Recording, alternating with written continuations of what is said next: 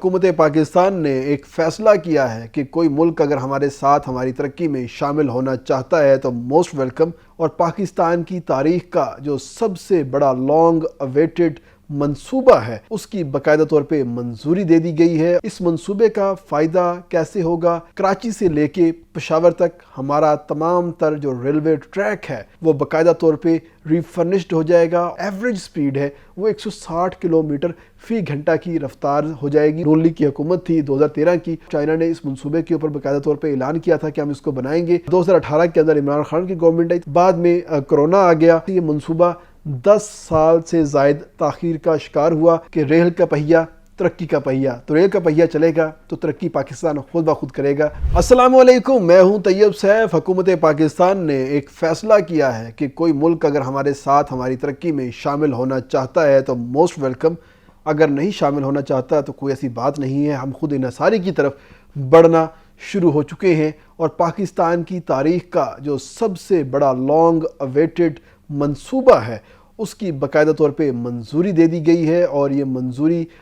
دی گئی ہے ML1 project کی۔ اس کے تحت کراچی سے لے کے پشاور تک ہمارا تمام تر جو ریلوے ٹریک ہے وہ باقاعدہ طور پہ ریفرنشڈ ہو جائے گا، اوور ہال ہو جائے گا، اور اس کے ساتھ 2 اضافی لائنز جو ہیں وہ بن جائیں گی، اور جس کے بعد ہماری ٹرین جو ہے جو ابھی رینگتی ہے، چلتی ہے، پھر بکٹٹ جو ہے وہ بھاگتی ہوئی دکھائی دے گی۔ اس منصوبے کا فائدہ کیسے ہوگا اور کون کون اس سے فائدہ اٹھا سکے گا، ان تمام تر چیزوں کے حوالے سے آج ہم بات کرنے والے ہیں۔ اور میں آپ کو بتاؤں کہ یہ منصوبہ کراچی سے سٹارٹ کیا جا رہا ہے۔ کراچی سے لے کے روہڑی تک تقریباً یہ 480 کلومیٹر کا یہ ایک ٹریک بنتا ہے، جس کو مکمل طور پر اوور ہال کیا جا رہا ہے، یعنی کہ جو موجودہ ٹریک ہے اس کی مرمت کی جائے گی، اس کی کیپیسٹی کو بڑھایا جائے گا، اور اس کے ساتھ 2 اضافی لینز جو ہیں وہ شامل کی جائیں گی۔ اور ان 2 لینز کے شامل کرنے سے جو فائدہ ہے وہ کیا ہوگا کہ ہماری جتنی بھی ایکسپریس ٹرینیں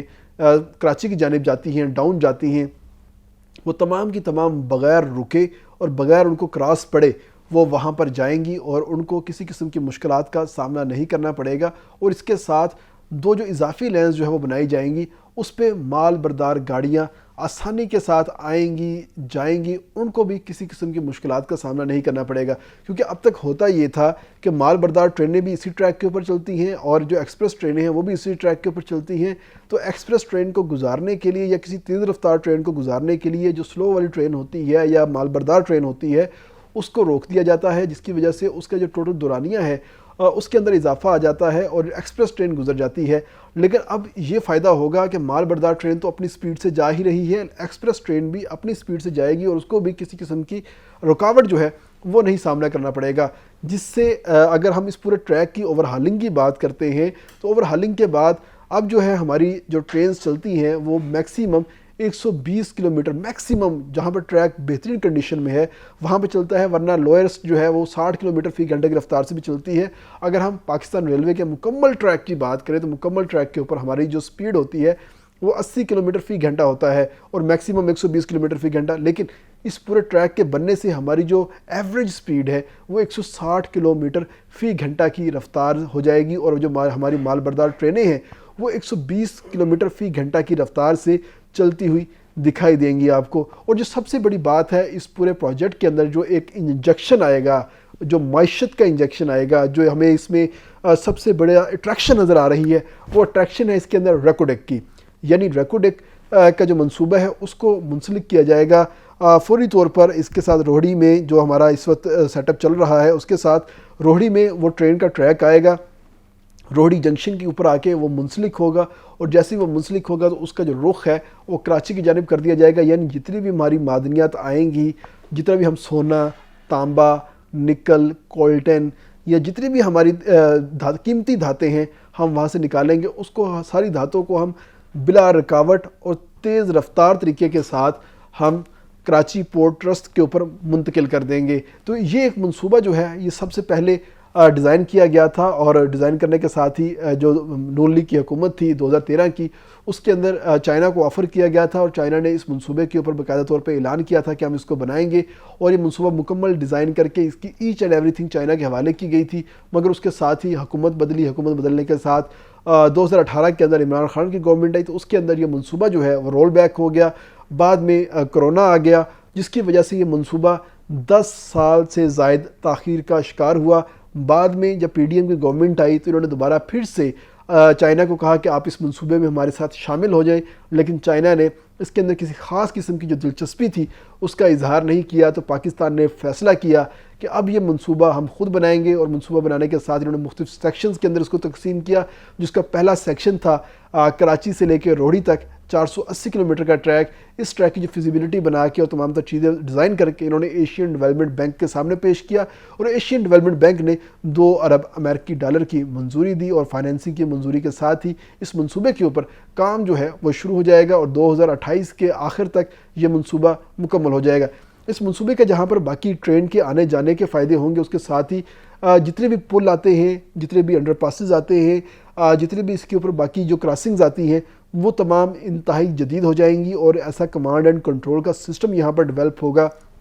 کہ ٹرین کس وقت کہاں پر ہے اور کس رفتار سے جا رہی ہے، اور اس کی کیپیسٹی کیا ہے، وزن کیا ہے، لوڈ کیا ہے، وہ تمام تر چیزیں جو ہے مانیٹر ہوں گی، اور سگنل کا بھی جدید ترین سسٹم جو ہے اس کے اندر نصب کیا جائے گا، جس سے ٹرین کے جو حادثات ہیں اس کو روکنے کی میں مدد ملے گی۔ اس کے ساتھ جتنے بھی اس روٹ کے اوپر ریلوے اسٹیشن آئیں گے، وہ ریلوے اسٹیشن ان کی دوبارہ پھر اثر نو تعمیر ہوگی، ایک حساب سے نئے ریلوے اسٹیشن جو ہیں وہ بنائے جائیں گے، یعنی کہ آپ حساب لگا سکتے ہیں کراچی سے لے کے روہڑی تک جتنے بھی ٹرین ہوں گے اسٹیشنز ہوں گے وہ سارے کے سارے نئے بننے جا رہے ہیں۔ تمام کے تمام اسٹیشن نئے بن جائیں گے، اور اس کے ساتھ کچھ اسٹیشنز ایسے ہیں جو کہ جنکشن ہیں یا بڑے اسٹیشنز ہیں، وہ اسٹیٹ آف دی آرٹ نئے ڈیزائن کے حساب سے اپ گریڈ ہونے جا رہے ہیں، جس میں حیدرآباد، نواب شاہ، خیرپور اور روہڑی کا اپنا اسٹیشن شامل ہے۔ تو یہ station state of the art بنیں گے، اور پوری دنیا میں مثال کے طور پہ دیکھے جاتے ہیں۔ اس وقت پورے پاکستان میں ایک ہی اسٹیشن ہے جو اسٹیٹ آف دی آرٹ بنا ہے اور سی پیک کے تھرو بنا تھا، وہ بہاولپور کا ریلوے اسٹیشن ہے، اور وہ ریلوے اسٹیشن دیکھنے سے تعلق رکھتا ہے